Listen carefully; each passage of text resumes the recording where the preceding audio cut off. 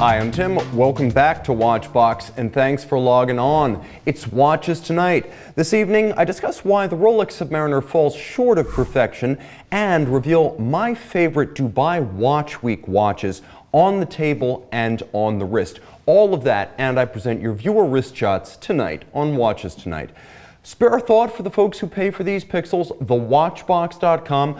Chock a block with watches for the holidays 2021. We have every brand, every style, every era, and every size. If you have a taste in watches, we can sate your appetite. Small brands, big brands, and everything in between. Check out thewatchbox.com. We got some friends joining in. Edward Ledden of Sweden, Matt Foster, Adam Crossfire, Victor. We've got Enrique Cassiano. We've got Reserve Commander Rick Remaker from the Midwest, Philip Lynn, Marceau Retard, John Snow, Mr. No Date, Boutique One from Poland, Don Rogan, SI Wachusiast, a good friend, Gail Mibson, Eddie Landsberg, and of course we've got Sinkan H joining from London, Keystar G60, Fordson 999 getting up early with us in Hong Kong, and we've got Ethan Davis, a local boy from New Jersey. We've also got Lisbon, Portugal in the house. Okay guys, I want to share some deep thoughts.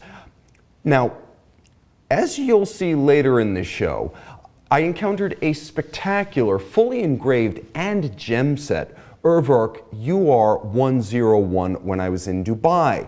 This was the first Urwerk watch, and you could see the model is nicknamed the Millennium Falcon for its obvious resemblance to the Star Wars spaceship of the same name. But since we are timekeeping enthusiasts here on this show, recall that Star Wars took place in a galaxy far, far away. That means there's no logical reason for a ship in that world to be named for a millennium, which is defined as 1,000 Earth orbits of the Sun, or falcons, which are native to Earth. Problematic? You better believe it. Now, to Urwerk's credit, unlike the Millennium Falcon, the Urwerk UR101 doesn't have to worry about damaging associations with bad sequels. True fact. All right, viewer wrist shots number one. I asked and you answered. Starting off with Tan Mei, recently by the shop, dressed for success with his Daniel Roth Datomax at his wedding. May you live long and prosper together, and that includes the watch. John P. hits the road with his Vacheron Constantin Overseas Chronograph Generation 3 and Porsche, a dynamic duo, both sides of the Swiss-German border right there. Saad, a friend from our Dubai meetup with Watchbox Dubai, showcases his H. Moser & C. Endeavor double hairspring and a little bit of the local color in Dubai. We've got Fred P., who impresses with his expansive and eclectic collection of watches, all in one box, everything from G-Shock to Patek Philippe. And we've got Alvin of Singapore getting up early with us, touring the gardens by the bay with his first generation Vacheron Constantin Quai de Lille. Guys, send your wrist shots to my mailbox, Monday mailbag at thewatchbox.com, to see your pieces on these pixels. All right, let's see who's in the box now. We got Tan Mei joining in. He's watching live from New York City. MCC Le Chinois, Christopher H. We have questions about that race yesterday. Don't get me started on that. I didn't like the outcome. 11 seconds and 5 laps to go. Lewis had that one in the bag. Too much pain. Scott Wexlin, our local boy from Westchester, Pennsylvania, Time Hill. We got Alan W. Just got a Santos medium. Love it. Alan, wear it in good health. We've got Lease Time 65. Good evening from Hamburg. Joining us from continental Europe. Staying up late with us. And, oh God, Adam Crossfire saying no one mentioned the Grand Prix, please. No more mentions of the Grand Prix during this show. This is going to be a watch show. I'm going to hold the line. And then we've got Thomas Burnett joining in, and Lone Star Watch Collector from Austin, Texas. Okay, the Rolex Submariner would be perfect if ... Guys, the first luxury watch model name I ever knew, and I'm sure this is true for many of you as well, and the first luxury watch I ever coveted, not want, covet, was the Rolex Submariner. This was back in the late 90s and my formative years as a watch enthusiast. Now, it was a combination of idolatry and ignorance because, frankly, when you're a teen trying to learn about watches in the late 90s, most of the guys who actually know about this stuff are in Europe and Asia, and they're 2 generations removed. So you basically know G-Shock, Timex, Tag Heuer, and Rolex, and that's the watchmaking world. Well, in that watchmaking world, the Sub was a big deal, and I remember that feeling. I got a big buzz from that machine. I'm sure that thousands of you would say the same. Now here's the thing, today's Submariner is easily the best sub ever in terms of lume, warranty, bracelet and clasp quality, movement refinement, resale value. The sub has never been a better buy, but it's not perfect. It's definitely not subpar, but I'm not sure that this is the ultimate diver, regardless of what market markups would suggest. So let's talk about what the sub does well. To its credit, the sub is remarkably versatile. It's flat and it's capable. You can genuinely wear it on a male or a female wrist. And because it is so thin at 12.4 millimeters, it wears almost like a dress watch. And although it has no right to fit underneath tight sleeves and formal cuffs, somehow it still does it all the same. So this is a watch that really can be your one and only, and not only for men. I should also say that there's quality here. The dial, the bracelet, the clasp, the movement, the warranty, the timing guarantee. Let's start with the basics. I think among mainstream luxury brands, Rolex and Grand Seiko probably have the most uniformly beautiful and expensive looking dials. Now they get there by very different means, with Grand Seiko largely hand making its dials and the parts therefore attached, and Rolex using a micrometrically precise computerized mechanical manufacturing method. Two very different approaches, but the effect is the same. Stunning. The Rolex dial, like the rest of the watch, looks more expensive than it actually is, and that's all to their credit. The bracelet. When you're looking for a fake Rolex watch, when you're trying to bust a counterfeit, you look for two things: the quality of the clasp and the quality of the bracelet. If it is a modern era Rolex sub made since 2005, you will easily spot the fake watch or the counterfeit Rolex by the jingle jangle of the clasp. Compared to a Rolex bracelet, which is like a battleship anchor, everything else feels like tinsel. And I'll mention the movement. Historically, not a huge attraction to Rolex collectors, but you should appreciate what's there. The Leica-etched Chronergy escapement is a genuinely innovative rethink of the Swiss lever. It is competitive against Omega's coaxial, while taking a very different route to extended power reserve, reduced maintenance requirements, and improved timekeeping. I should also mention that the 70-hour power reserve largely set the standard for about 3 days, which is the industry regular right now. It's pretty much de rigueur, and a large part of that is Rolex, which had started back in 2000 with the 4130 and the Daytona.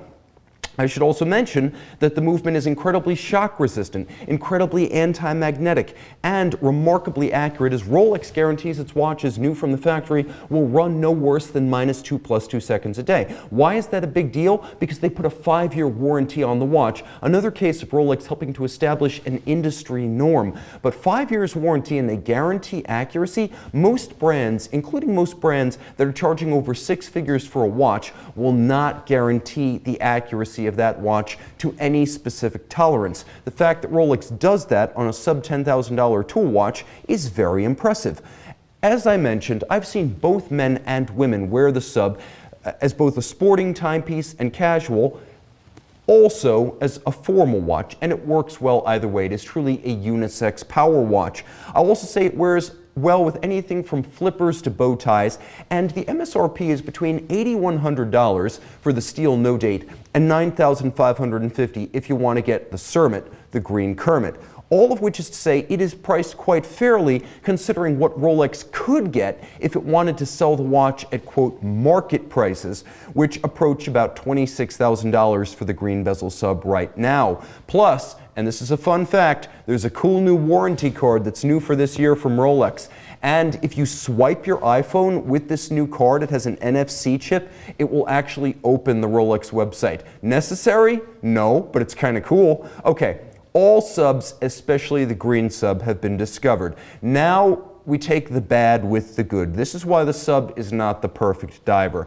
By discovered, I mean non-watch people crave this model. The Gen Pop is in on it. As a result, even with the tens of thousands made per year, there are still too few to sate the market, which means this is, again, as you see right there, a watch that will sell at almost $30,000 pre-owned. Remember, that's $9,550 new, and it is a 3-hand watch with a date. Doesn't have a helium escape valve, it doesn't have any high technology, it's just a very solid workmanlike product. I would also say this, It is the world's most famous watch. So if Rolex is the world's most famous watch brand, this right here is the watch people think of when they think of Rolex, and that makes it hard to get. Even the used black bezel Submariner Date, well, it carries a Vacheron-like price pre-owned. As you can see, that's about $2,000 more than you would pay for a new Vacheron Constantin overseas self-winding.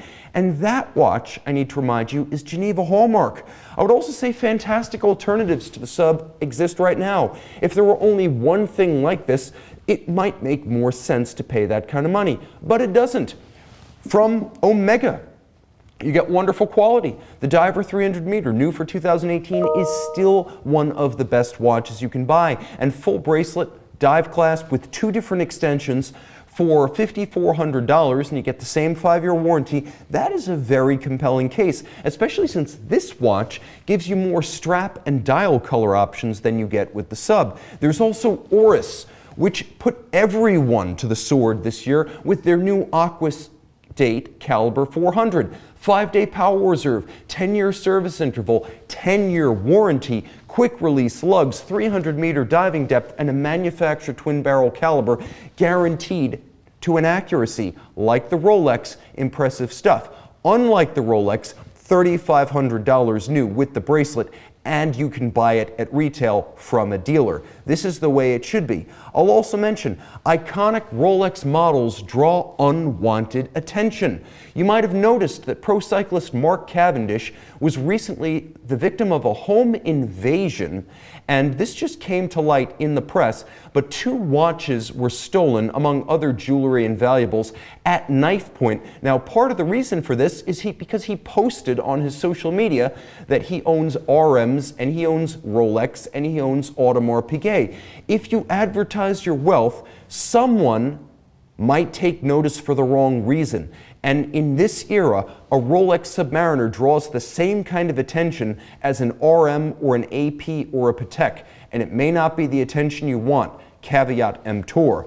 I would also say that makes it just about perfect for James Bond, as long as you subscribe to Submariner using Roger Moore and his philosophy of the James Bond role. So people know the Submariner before you tell them what it is, and his thought was that James Bond is inherently a comic role because he's supposed to be a secret agent, and yet people already know who he is when he arrives before he shares his name. Therefore, he played the role with tongue-in-cheek. And that's sort of what the Sub is like today. People already know before you announce it. And that's the kind of thing that may get old fast. So let's see what you guys are saying right here.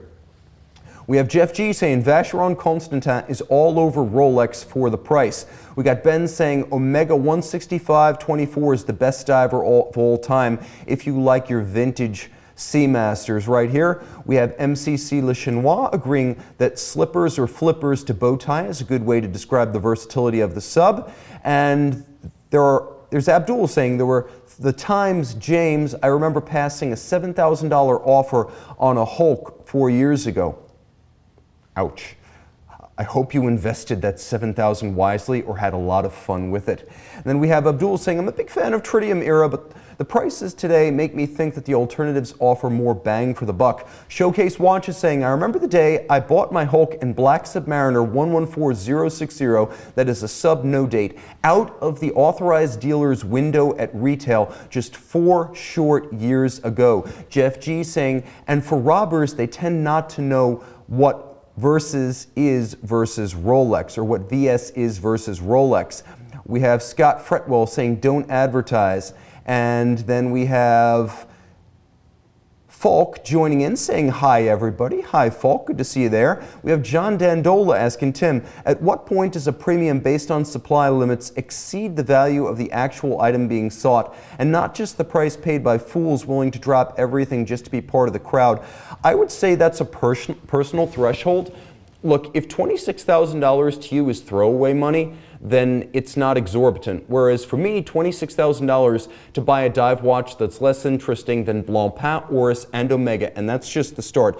$26,000 for me is too much for a green sub. It's too much for a black bezel sub, and $18,000 is too much for a no date sub. I like them all, and I work in a place where I have access at dealer cost, but I still don't buy them, even at cost, because it's not what I want, and I don't want to just sell them for cash. I would rather go out, get the 50 Fathoms, which is a high horology watch, which is hand finished, which is the Cadillac of divers, get it with the blue dial, get it with the titanium case, get it on a strap that I like, and wear it because I love it, not because other people love it and I want them to love me. All right, what else is going on? Nick Chen saying 50 Fathoms no rad is cheaper, better, and more collectible. Could be, but there are two versions of the no rad. You have choices, 40.8 or 45 millimeters, and of course there are the historic pieces too. What else is going on? Thor is asking, where do people send in wrist shots to Tim? Monday mailbag at thewatchbox.com is the email address if you want to see your wrist on my list. What else is going on there? Sunrise Beaches, is Patek going to come out with a meteorite dial? That would be cool, but not necessary. Honestly, it would feel like a bit of a cliche at this point, but then again, Patek just gave us the umpteenth Tiffany dial, and one of them sold for $6 million, so I don't know if Patek is being rational anymore, or has fully embraced its fashionista factor. And then right here we have 93 Aposta 23, more and more interested in early 90s VC. Think about getting the original automatic winding perpetual calendar chronograph from 1993. That is a cool piece. And then we've got Sir Stamford 27 saying, you may laugh, but the SKX is a wonderful diver at a fraction of the price. This is all true, and I'm not laughing. All right, viewer wrist shots number 2. Abdul, you're in the box, now you're on my screen. Sharon is Polar Dial Rolex Explorer 2 in the winter wonderland of Germany's Black Forest. Mikhail B. of Poland showcases his Omega Seamaster Diver 300 meter Rio Olympics edition from 2016. Alfredo D. is diving in the Maldives with his Panerai Luminor Marina PAM 312. Mohammed E. of Kenya goes camping with his Hamilton khaki in the Mau Escarpment with wild buffalo visible in the distance. That is super cool. And then we've got John S., a true gentleman, with his handcrafted Manase Hakose Maki dial. Guys, it's not all about Grand Seiko. Okay, the coolest watches I saw Dubai on the wrist as well as on the table. I saw some great stuff in Dubai. Dubai Watch Week arrives once every 2 years, and in my 2 attendances, I've come to realize that shows like this are the true successors to the discontinued SIHH and Basel World. It is a consumer marketplace. It is a consumer-driven show. It's not business-to-business, brands selling to dealers. It's all about getting folks from Asia and North America and Africa and Europe and the Middle East into one central location where they can all look at the new watches and speak to the people who make them. So there's already talk that next April's Watches and Wonders Geneva might be canceled on account of COVID. So this past Dubai might turn out to be the last major trade show for quite some time. Fortunately, I was able to experience some awe-inspiring watches in the Middle East, and many of them were actually on the wrists of connoisseurs and collectors. So as follows, all images from the manufacturers unless otherwise noted. Rolex Datejust, Oyster Quartz, Generation 2 prototype, owned by James Dowling, Mr. Rolex on Instagram. So what does this thing offer? Well, first of all, it's a perpetual calendar. Second of all, it has a zero reset hacking second system. Third of all, it has an hour jumper for quick setting the time as you change time zones. It has a 10-year battery life. It is a COSC quartz chronometer, and if you look at the bottom of the bracelet, it is still referenced 17,000. So you wouldn't know just by looking at it that it's one of maybe a dozen of these prototypes built in the late 80s with a movement that would have been the second generation Datejust Oyster Quartz. Now, James found this watch several years ago. He passed on it in favor of a prototype of the next generation Day-Date Oyster Quartz, but he was later able to come back and buy this watch for his collection. How do you know you have it if you find one? A couple of things. Pull out the crown. Does it zero reset? If it does, it's the new prototype model. Listen to it. Is it quieter than an older oyster quartz? If yes, it's probably the prototype. Adjust the time. Does the hour step in 1 hour increments? If it does, it is the prototype next generation oyster quartz. What's it worth? Who knows? But follow Mr. Rolex on Instagram if you want to get more news and views of this ultimate rarity. Okay, Acrivia and the AK-06. This, exhibited by its creator, watchmaker Recep Recepi, I was able to see it firsthand and have him explain it to me. So what makes it special? Well, the finest finish you will encounter in the industry. Are there others who might match this level? Yes, but I don't believe any surpass it, proving there is more to Recep Recepi than the celebrated Chronomet Contemporain series. The Acrivia watches in their tonneau cases are something closer to what Recepi, who's 34 years old, thought would be a cool watch when he founded his brand back in 2012. Now this watch has a lot to offer. 100-hour power reserve indicator, eye bleed, eye-watering fine finish, a zero reset system for the seconds, and a beautiful open architecture that allows you to enjoy it from the dial side. Moreover, you have options. You can get it in steel or titanium. It's priced at roughly $85,000. If you can get one, there is a long waiting list. It used to be that just the Chronomet Contemporain had a long waiting list, but now the Acrivias also have a long waiting list as Recepi has become more and more recognized under both of his brand names. Now, unlike the other Acrivia watches, it's not a tourbillon, and unlike the other Acrivia watches, it's a 41mm, not a 43.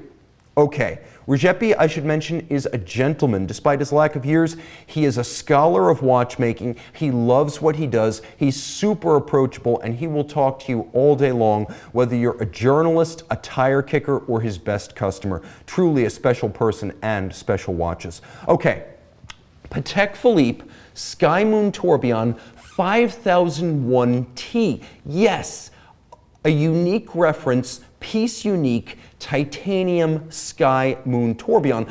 I saw it worn by its owner, Claude Sapphire, a connoisseur and dealer extraordinaire who owned this and many other watches that he brought to the show. This is the only titanium Sky Moon Tourbillon, which sold for $1.325 million in 2014 to a mystery buyer. Well, he was pretty open about this. It's a mystery no more. This watch, a QP, retrograde date, sidereal time, sky chart, moon phase, repetition, minute repeater that is with cathedral gongs in a titanium freehand engraved case. It has 2 dials.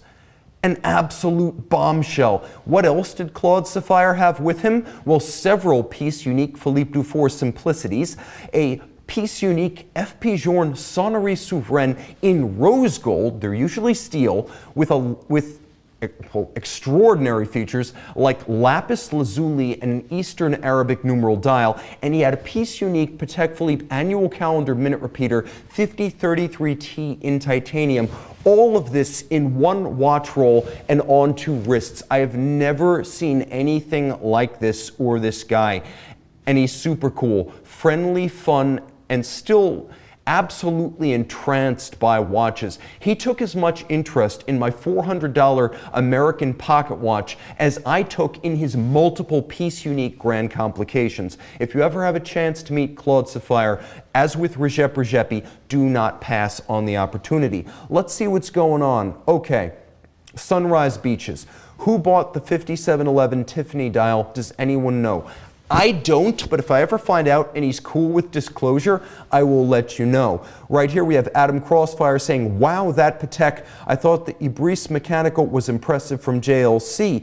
Enrique Cassiano, imagine having several simplicities. He had at least three, between the two he had and one he brought for a client, there were at least three, and one of them was the 20th anniversary piece, and one of them was a salmon dial with Eastern Arabic numerals. Mind blown. What else is going on? Sunrise Beach is saying, I see a lot of celebrities still wearing Panerai. What can I say? It's a fashion statement. Some brands are that way. We have Alex E. Greetings from Switzerland. What do you think of the new Explorer 124270? I like it, and I've seen a couple of variants of it in person. Size is nice. When I've seen it, the colors have not been overbearing. I know the two-tone has been a little controversial, but it looked a lot better when I saw it in Dubai in person. Sunrise Beaches, Tim, what watch do you want for Christmas? I want a Debitune. I want the DB27 Polo, which was prototyped but not built in the intended 10-piece series. That's a 5-day power reserve, automatic winding, floating lug, jump hour, nearly indestructible 1200 Vickers steel, 5000 Vickers hard black coated Polo-centric DB27. It is the bomb. If I can't have that, I want the DBD, which was an inline calendar jump hour with a case-back moon phase that Debitune created back in 2006. If you thought Patek was first with the inline calendar this year, think again. Debitune. I want one of those watches, please. Pierre-Jacques, make this happen. What else is going on? We have Chris L. Spam Man is back. I don't know what that means, but I will say back in high school, I wrote a report on Hormel Foods for a business class I took, and they sent me the most extravagant annual report in company history textbook I have ever seen. They were awesome. The makers of Spam, I should mention. Okay, let's talk a little bit more about our regularly scheduled program, Viewer Wrist Shots number 3. Max L. of Baltimore Spirits is making whiskey with his IWC GST 3719 diving chronograph. We've got Slaven M. of England, who received this, his first luxury watch, as a gift from his wife, Mia. Shout out to Mia. Eric N. of North Carolina, USA, captures the captivating caseback of his Omega Constellation Globemaster. We've got Andre T., who features a rarely seen Russian Raketa space launcher with spacesuit fiber strap. And then we have Jeremy B. of New York, who matches his Grand Seiko Peacock to vintage Cabot pottery, his other passion, looking very good. Send your wrist shots to mondaymailbag@thewatchbox.com to see your watch in my box. All right, jumping back into the coolest watches I saw in Dubai. The Tudor Black Bay 58 AG925. The taupe dial sterling silver Black Bay 58, 39 millimeters, new for this year. Taupe dial, taupe bezel, display case back, and of course, like all 58s, it has a unique movement that is sized for the smaller case. This is as good as a $4,300 watch gets. It was actually one we had in stock at our Dubai boutique. If you're ever in Dubai at the DIFC, Watchbox has a shop there. And it was in that shop, in one of our exhibits, that I saw this watch in person for the first time. I talked about alternatives to the Sub that I would rather have for less money and less waiting time than the Sub. This could very easily be on that list. No need for the display case back. The movement is not photogenic and it is not pretty, but it's technically proficient and a good value for what you get. This is the Black Bay to own, in my opinion. Another watch from a small independent made by a dude who loves watches. If you buy a Sartori Biard, the SB05 was the one I saw. You will have a one-on-one relationship with the guy whose name is on the dial. Armand Biard is a connoisseur, a low-volume artisan, an entrepreneur, an industrial designer, and a watch nerd of the first rate. Out of France, he builds this watch, which is full custom and a lovely 38.5 millimeters in diameter by 8.5 millimeters thick, in your choice of gold, steel, titanium, or, wait for it, tantalum. How about that fired blue titanium dial in a tantalum case? FP Journe, eat your heart out. Now, this watch will give you the option of perhaps this blue titanium dial as you see it, or guilloche dials. Your choice. We have a La Joux derived movement made specifically for this model and nicely finished. Manual wind, display case back, 90-hour power reserve. We have development by Comblamine, which is a company owned by Kari Voutilainen, and the case itself is made by Voutilainen et Catin, which is Voutilainen's case factory. So this is a collaboration with an even more famous independent watchmaker. Extensive custom options are available. Hands, numerals, dial design, dial layout, polish, guilloche, meteorite, whatever you want, you can get it. And made in France by hand at low volume in quantities of a few dozen per year, it will always be exclusive. Now the pricing is between 6,400 and 7,500 euros, and I think that includes VAT, so these are a real bargain. Armand, who is crazy tall, I didn't even recognize him when I first saw him because I imagined him being like normal tall, but he's like 6'4", 6'5". He's a huge dude with a big heart. You definitely want to meet him, and if you're looking for great value in independent artisanal watchmaking, you gotta consider his SB series of watches. The SB05 is his magnum opus. Okay, this was another one that Watchbox Dubai had in stock, and it was from local boys because this was the Rolex Date 840 Platinum Eastern Arabic numerals. That was our snapshot of the watch. Watchbox Middle East, you got to look them up if you want one of these. The watch came out at Basel World 2016 in the spirit of the 20th century Middle East Arabic numeral, Arabic language Date 8 models that were often built for high-end clients in the Middle East in the 50s, 60s, and 70s. Now this model, when it came out in 2016, was exclusive to Saudi Arabia and most of the Persian Gulf states that line the north shore of Saudi Arabia. The timepiece retailed for roughly $65,000, which is amazingly honest and fair by Rolex, but I suspect it's going to cost about 3 times that if you want to buy it used. Supply was limited even in the day, and the piece is exquisite. The hands, the numerals, which are Eastern Arabic, sometimes known as Hindu Arabic, rather than conventional Arabic numerals, which you see, for example, on the clock behind me. It is a very cool watch, and at 40 millimeters with a 70-hour power reserve, a double quickset, anti-magnetic hairspring, 100 meters water resistant, this thing is set it and forget it fun on your wrist. It's a sports watch, it's a dress watch. Regardless of which hemisphere you live in, this thing is the ultimate all-around companion for your wrist, and it's a watch for him and for her. All right, such beauty, such charisma, but you guys have the best possible response. A few of your own on mine, starting with wrist shots number 4. Jay and friend match up well with current generation Rolex Submariner dive watches. Simon H. and his Rolex Yachtmaster Relisium. We have platinum and steel. Over San Francisco Bay Area last week, fly safely. AJR features watches and wheels with Subaru and his Grand Seiko SPGA 247. Joan V and Baby Levi appreciate the Tag Heuer Carrera Caliber 5.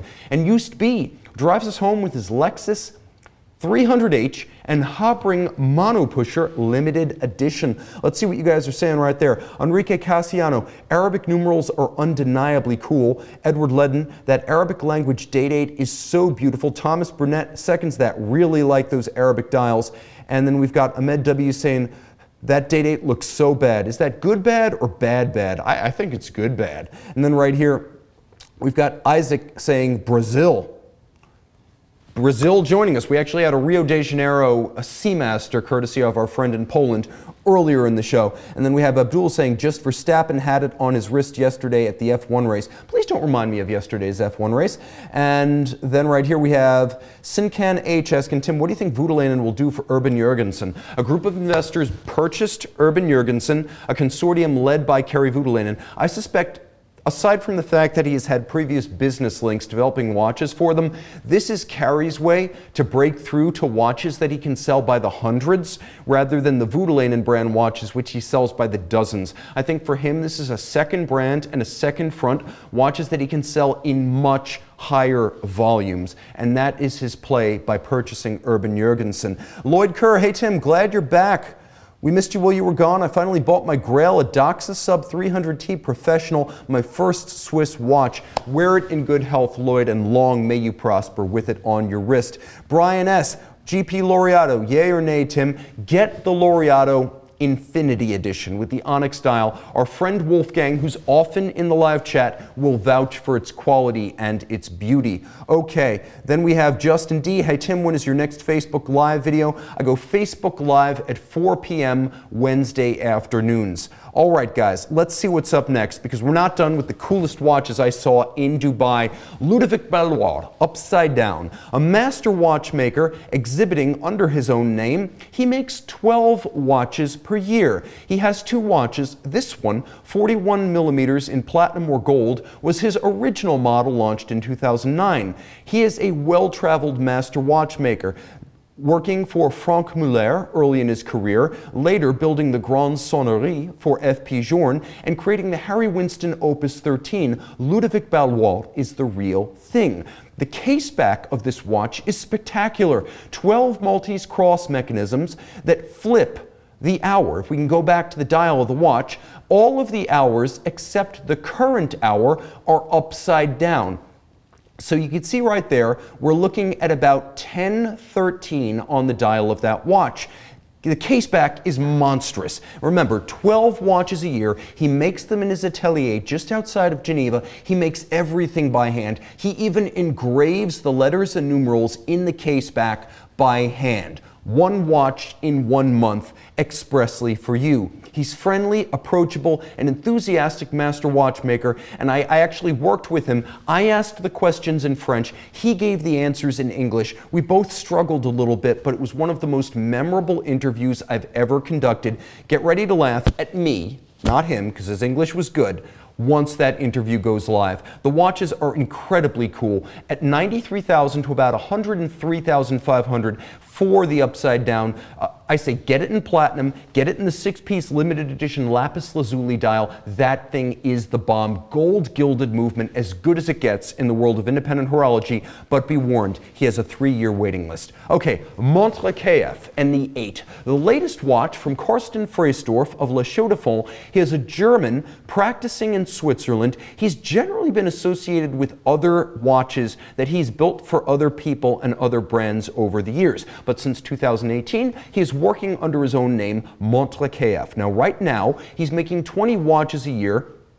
This is a 44.5 millimeter watch that's somehow only 12.2 millimeters thick. As a result, it wears broad and flat on the wrist and surprisingly compact. More than a wristwatch that's big, it's a marine chronometer that is tiny. You can see the chronometer balance of this watch is enormous, with 10 times the mass of a standard balance. It's non-annular and it's self-compensating, so in temperatures that would cause the hairspring to slow the watch, the balance will change its geometry and speed the watch up by an equal and opposite magnitude. It beats away at 18K. Stick your finger in there, it will get chopped off. It is a huge balance with an inner and outer hand-formed coil, so for the 66 hours of power reserve before the stop works halts the watch, it will maintain constant timing. There will be no lost time, no gained time, and get this, 5-year warranty. But if you send it in before 5 years, they will service it for free and extend the warranty 5 years.